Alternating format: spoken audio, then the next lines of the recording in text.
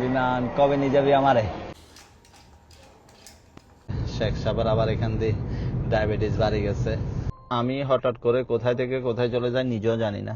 দুপুরে খাওয়া দাওয়া করে ঘুমাইছি, ঘুম থেকে উঠতে না উঠতে বলতেছে জিদ্দা। চলে আসলাম এখন জিদ্দা, আছি আরব মহল।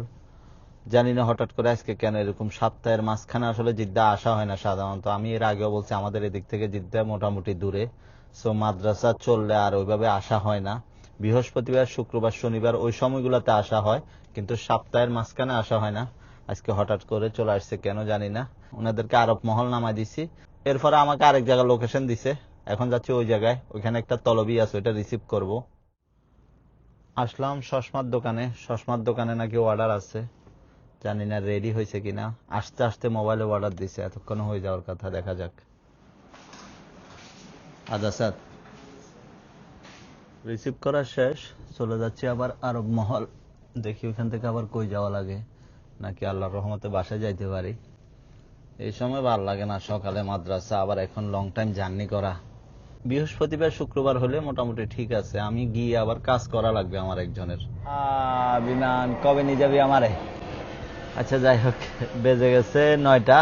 মার্কেটে ওনাদের কাজ শেষ, কল দিছে। জানি না এখান থেকে বাসায় চলে যাবে কিনা বা অন্য কোথাও, বুঝতেছি না। যাই দেখি কি বলে।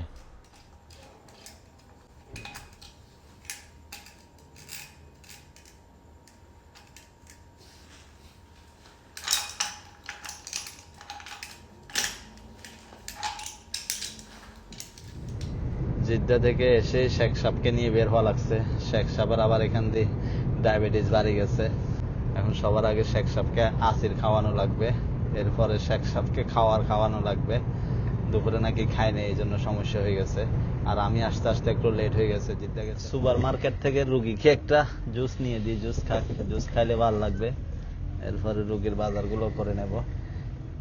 10 রিয়ালের তেল ফুরায়নি, গাড়িতে তেল নাই। শেখ সাহেবের খানাটা রিসিভ করে নি, শর্মা অর্ডার দেওয়া আছে, জাস্ট রিসিভ করব।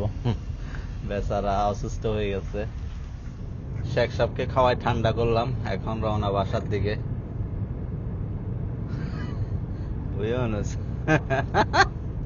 দিকেও আমার সাথে দুষ্টামি করতেছে। এখন গিয়ে একটা মোটর ফিট করব, সকালে পানির কাজ আছে, জরুরি ভিত্তিতে মোটরটা ফিট করা লাগতেছে, না হলে মন চাচ্ছে না কাজ করার জন্য। সো ভিডিওটা এতটুকুই, সবাই ভালো থাকবেন ইনশাআল্লাহ। আসসালামু আলাইকুম।